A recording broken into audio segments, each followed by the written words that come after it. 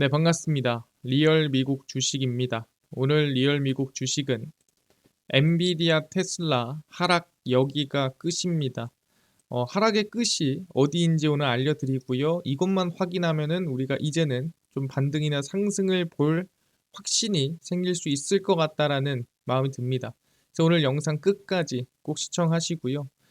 영상 여러분들이 댓글 하나 달 때마다 수익률이 1%씩 올라간다 생각하면서 많은 댓글 꼭 부탁드린다 말씀드리면서 시작하겠습니다.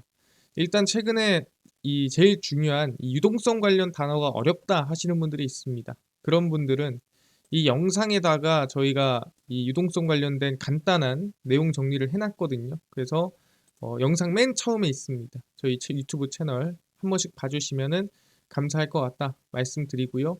오늘 영상 시작하겠습니다. 일단 트럼프가 관세 발표를 했습니다. 사실 가장 걱정을 하고 지금 국채금리나 가장 영향을 많이 줬던 것 중 하나가 관세를 올리면 어떡하지인데 그 시작이 진행이 됐고요. 캐나다의 에너지 제품에는 관세 10%, 그 밖에 모든 제품에는 25%의 관세가 부과가 되고요. 멕시코에 대해서도 에너지류를 포함한 모든 제품에 25%, 중국에 대해서도 10%의 보편 관세가 부과가 됩니다.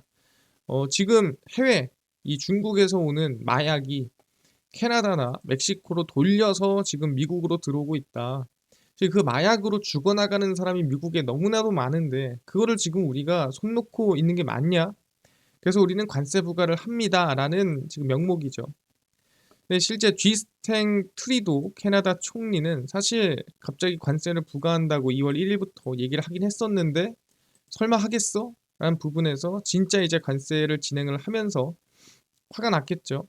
그래서 기자회견을 열고 약 155조 6천억 원에 해당하는 미국산 제품에 보복 관세를 부과한다라고 발표했습니다. 그래서 지금 어떻게 보면은 글로벌적인 무역 전쟁이 좀 시작이 됐고요. 뭐 사실 캐나다도 발끈했는데 중국이라고 가만히 있겠습니까? 중국 역시나 10% 트럼프 대통령의 관세 부과에 보복과 국제법적 조치를 병행하겠다라고 강경한 입장을 발표를 했습니다. 그래서 우리가 2018년도에 있었던 이 무역 전쟁이 지금도 이제 슬슬 시작이 되는 분위기라고 보시면 될 것 같은데 여러분들이 아셔야 될 게 뭐냐면 이 무역 전쟁이 시작된다고 시장이 밀리는 건 아닙니다. 2018년도에도 무역 전쟁 때문에 밀린 건 아니에요. 그 당시에 사실 크게 밀렸던 이유는 양적 긴축의 영향이 제일 컸습니다. 그러니까 유동성이 줄어들었기 때문에 2018년도에도 크게 급락을 한 거지. 유동성이 줄어들지 않았다면은 그 당시 만약에 양적 완화였다면 일부 눌림목이 나왔거나 아니면은 상승했을 수도 있다라는 겁니다. 그래서 저희는 유동성에 집중을 해야 된다라고 말씀을 드리는 부분이고요.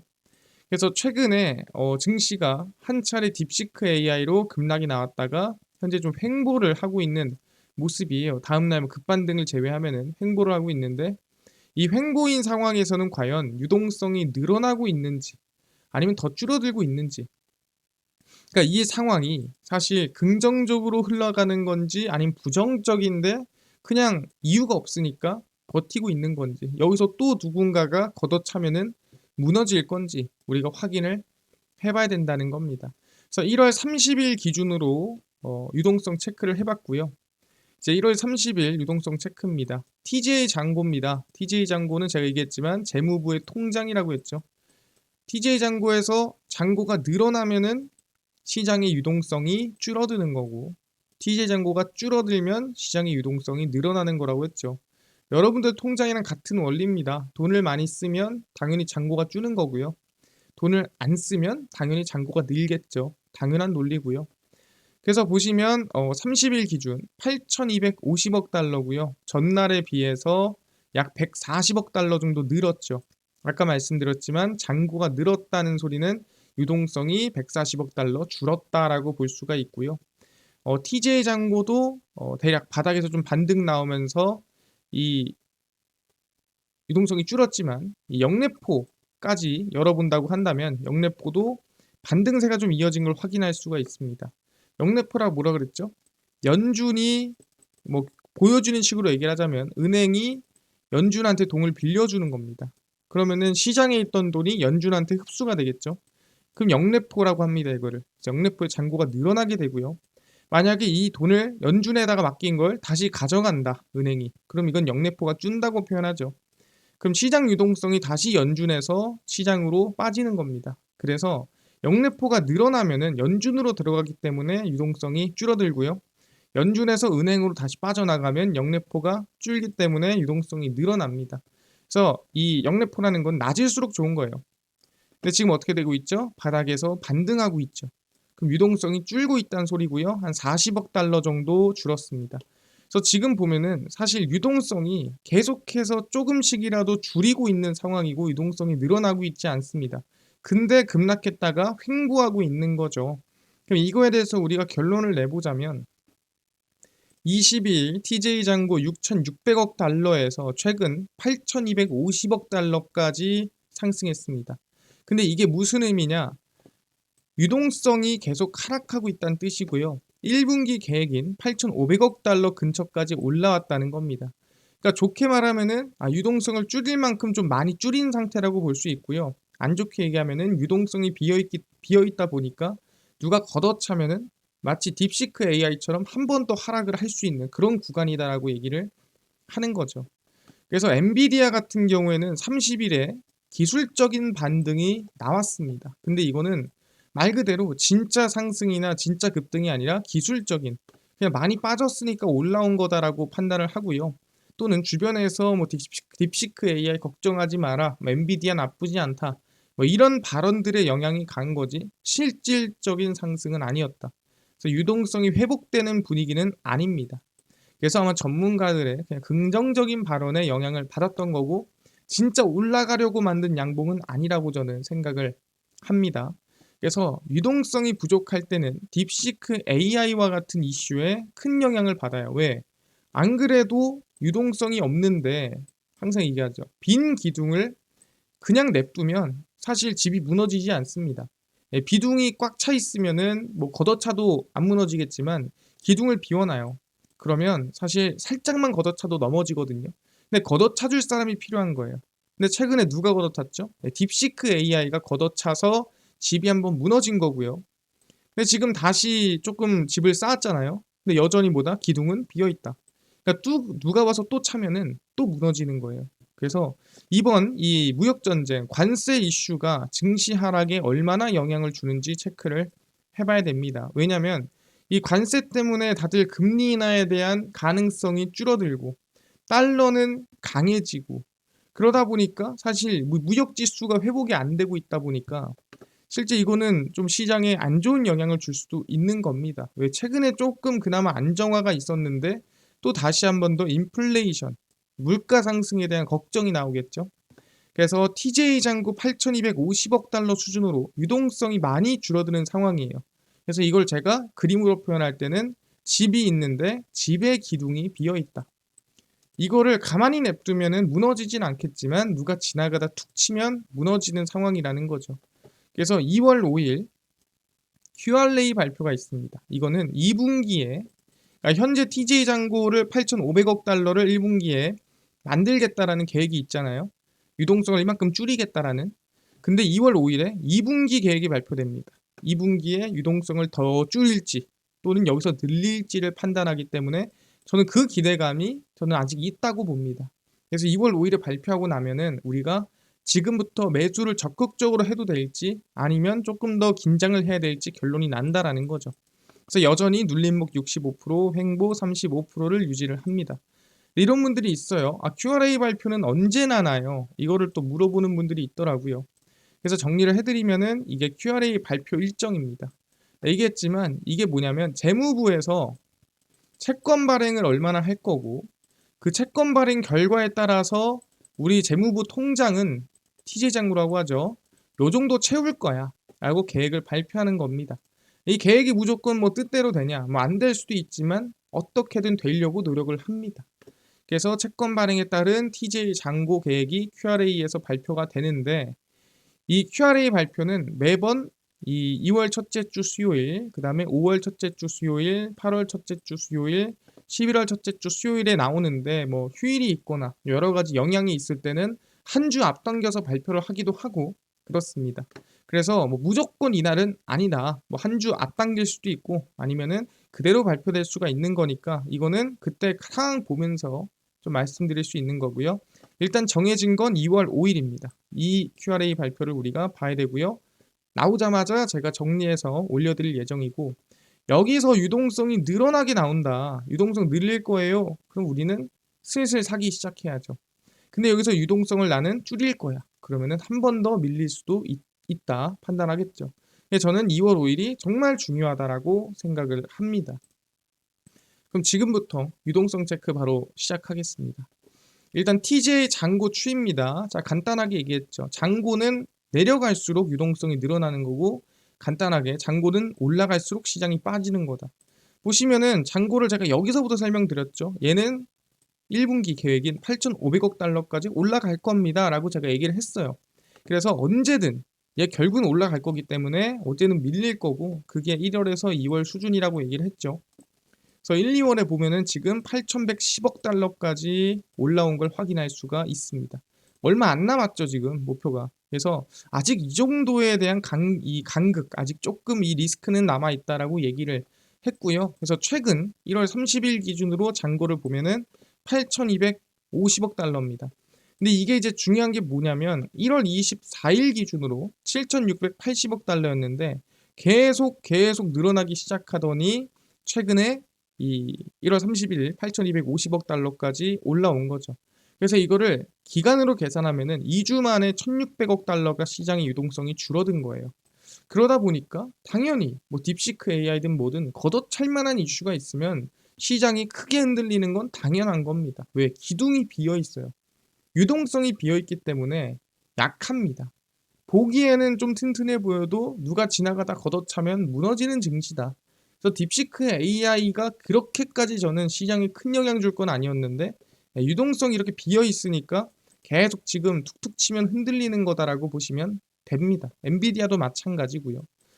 영래포입니다. 영래포는 1월 31일 기준이에요. 원래는 영래포는 최대치로 유동성이 풀려 있었습니다. 그러니까 여기 이상 유동성이 풀리기는 어렵다라고 얘기했죠. 그렇기 때문에 우리가 영래포는 내려갈 건 걱정할 필요가 없다. 이제는 보다 올라갈 걸 걱정해야 된다. 왜? 영래포는 사실 유동성이 줄기 시작하면은 얘가 위로 치솟는다고 했죠. 은행에서 지금 당장 내가 돈을 어디다 넣을까 하는데 빌려주는 이자보다 연준한테 맡기는 이자가 많겠던걸? 그럼 연준한테 맡기는 거예요. 그게 영래포거든요. 그래서 은행이 연준한테 맡겨버립니다. 맡기게 되면 어떻게 되죠? 시장에 있는 유동성이 연준으로 들어가 버립니다. 그러면 유동성이 줄어들겠죠. 그래서 영래포는 늘어날수록 시장에 안 좋은 영향을 준다고 얘기했죠. 그래서 실제 연말에 급락한 이유도 제가 영래포가 막판에 이 윈도우 드레싱, 말 그대로 은행들이 이 재무제표상 좀 안정적으로 보이기 위해서 영래포에다가 돈을 꽂아 넣는 행동 때문에 12월 말에 조금 흔들렸고 크게 늘었죠. 유동성이 이만큼 준 겁니다. 그리고 나서 연말 끝나자마자 다시 영래포를 원래대로 돌렸다가 지금은 뭡니까? 이건 윈도우 드레싱도 아니고 뭣도 아니에요. 진짜로 유동성이 보시면 줄어들고 있는 걸 확인할 수가 있습니다. 이제는 TJ 잔고에 더불어서 영래포까지 현재 줄어들고 있는 상태다. 그래서 유동성이 더 줄어들고 있는 상황이니까 조금 조심해야 될 필요가 있지 않나. 여기서는 누가 흔들어주면은 시장이 바로 흔들리는 그런 상황이다라고 얘기를 합니다. 확인했고요. 그 다음에 이제 우리가 봐야 될 부분은 엔캐리 트레이드 청산입니다. 근데 이거는 조금 이제 멀어졌어요. 왜냐면 일본의 미국 자산 매도잖아요. 그러니까 일본이 미국 자산을 매도를 하려면 어떻게 해야 돼요? 당연히 미국의 자산 가치가 떨어져야겠죠. 달러 가치가 떨어지거나 아니면 국채 수익률이 떨어지거나 뭐 이 두 가지 중에 하나는 떨어져야 돼요.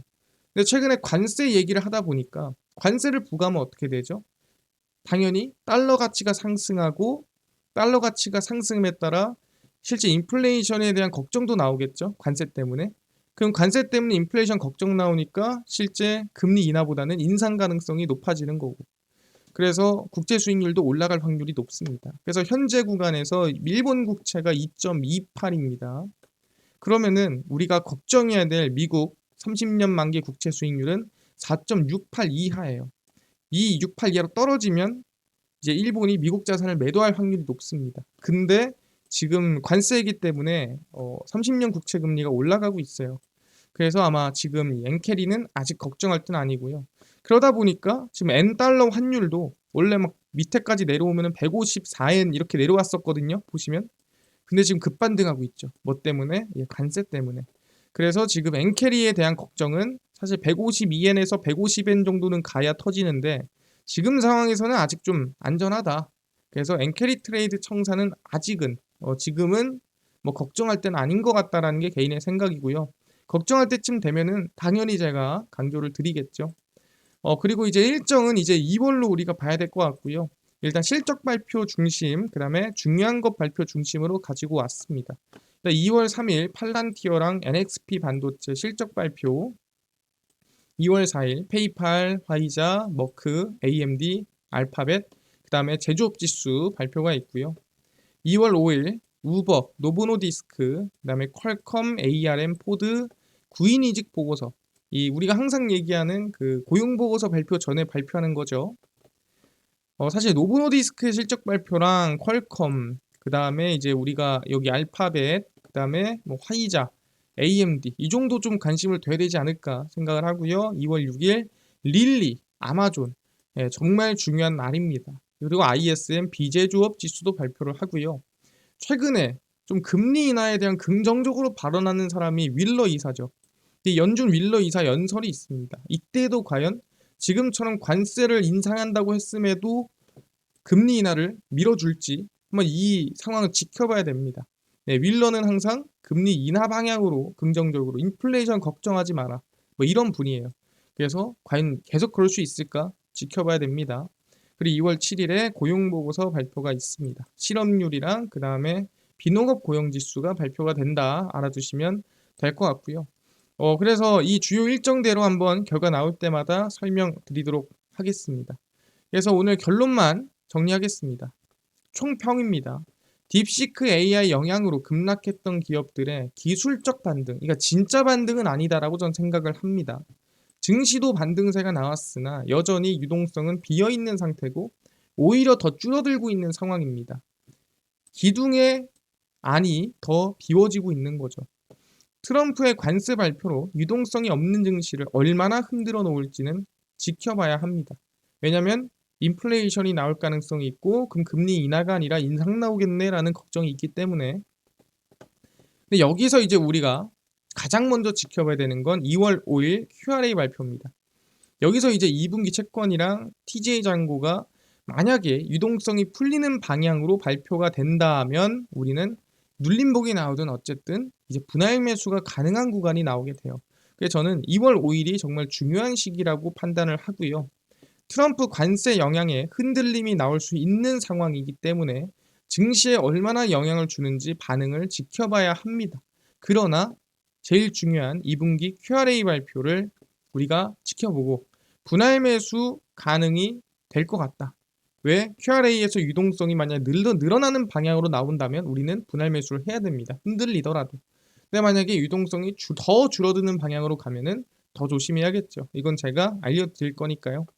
그래서 눌림 가능성 여전히 65%, 횡보 35%에서 이번에 딥시크 AI 이후에 제가 5% 정도 줄였어요. 왜냐면 이 QRA 발표가 남아있기 때문이다. 좀 말씀을 드리겠습니다. 그래서 충분히 제가 항상 이렇게 시장이 아직 안전하다, 안전하지 않다. 지금 툭 치면은 흔들릴 수 있으니까 조심하자. 돈 지금은 살 때입니다.